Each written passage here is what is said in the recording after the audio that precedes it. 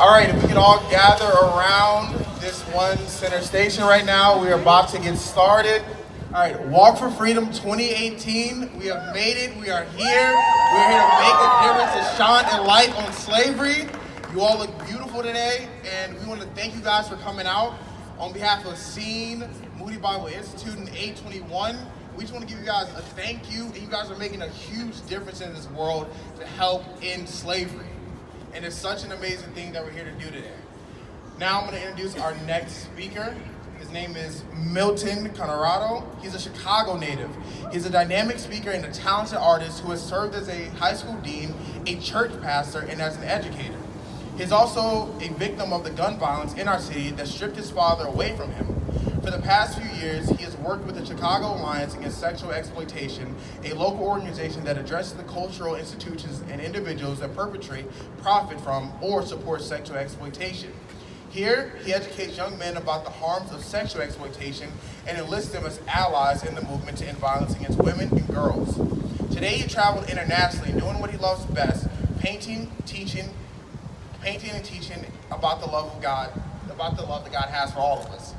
So, with no further ado, I want to introduce our speaker, Milton Coronado.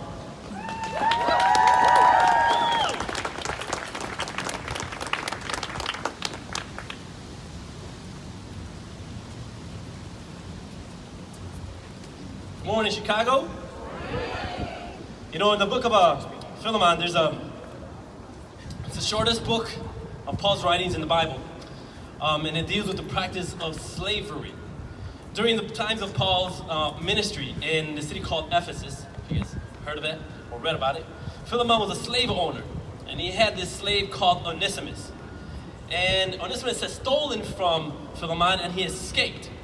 Now, before that, Philemon had become a Christian because he went to Ephesus and he encountered Paul and he was ministered by Paul and he became a Christian.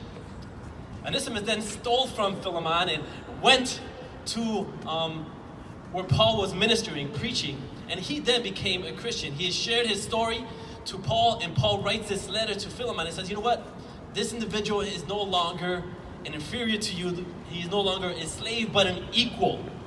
Now, Paul, he didn't condone slavery. He wasn't for it, but it existed then, and unfortunately, as you may know, and you stand here today because we know that it exists today. Now, human trafficking.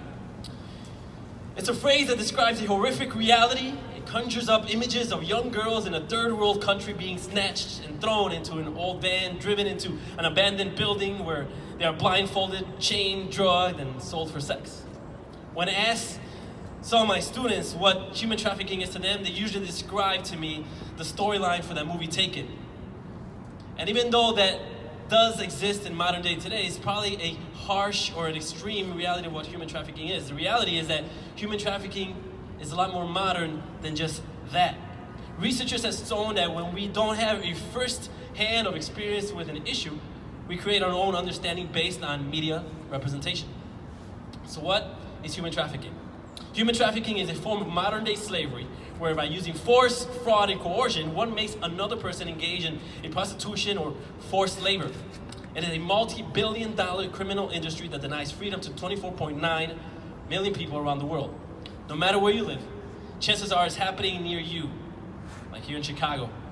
From the child forced into prostitution at a truck stop, to the man discovered in a restaurant kitchen, stripped of his passport and held against his will, all trafficking victims share one essential experience, and that is the loss of freedom.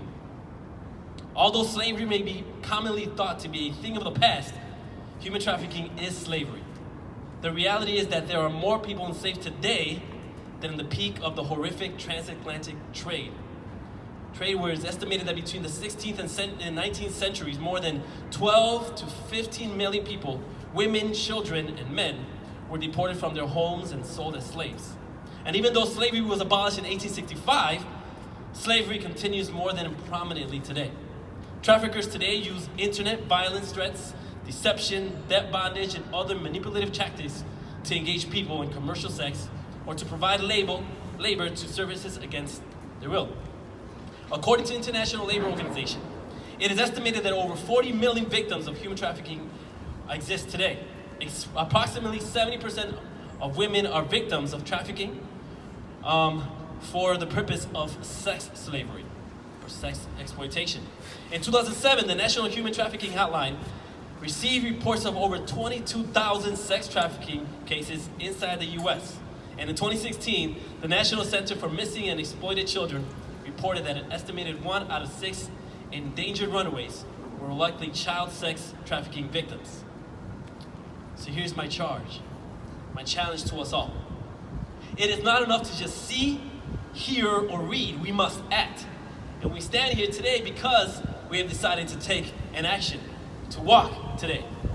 What we need to do is act, take action. It takes courage, training, support, and a team of people to help each other help others. Recognizing potential red flags and knowing the indicators of human trafficking is a key step into identifying more victims and helping them find assistance. We must recognize these signs within their work and living conditions. We must ask ourselves, does this individual have control over his or her life? Or do they lack it? Does the person have poor mental and or physical health? We must continue to pray and to fast over these issues. Let's enact laws which defend justice against traffickers and purchasers of sex. Learn about the different kinds of special services for victims and survivors. Volunteer at local organizations and support anti-trafficking efforts in your community. Remember the phone number for the Human Trafficking Hotline as well as for the National Center for Missing and Exploited Children. We must never cease to have these types of conversations because it starts simply there, to just talk about it. Parents, communicate with your children without judging, teaching them how to react in dangerous situations. Monitor who they chat with through their phones and video game chats, like Fortnite. Technology plays a very important role in it. Learn the passwords of your children's phones, emails, social media accounts. I know that's crucial. I know people are hesitant to that. But more than that, much more important than that, and what takes precedence, is their safety and their health. In this day and age, it almost seems that violence has become the norm, including here in Chicago, and we see it every day. We hear about it every day in the news. But we stand here today because we refuse to accept that as norm.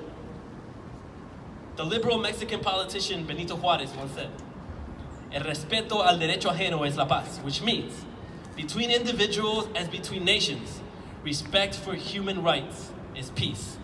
If we learn to respect each other, I believe we can come a lot closer to achieve peace. In Philemon, Paul presented Onesimus as an equal instead of a slave. When an individual with a superior position can respect an inferior as an equal, that person has reached a position in which any title is meaningless. The early church laid the foundation of a new relationship between two different individuals and charged itself with building new ones and helping others. Employers, political leaders, executives, and world citizens can follow the spirit of Paul's witnessing and Paul's teaching by treating others as equals. We cannot sit in darkness and be bystanders because it is only after exposure to light that the darkness of slavery can die out. Today we walk, and every step that we take today will bring honor to those who have suffered the realities of human trafficking. Today is for those victims that cannot physically walk with us today. Today is for those survivors that walk before us today. Today is for a united community that shines its light over the darkness of modern day slavery that is human trafficking. So I applaud you for being here today. Thank you.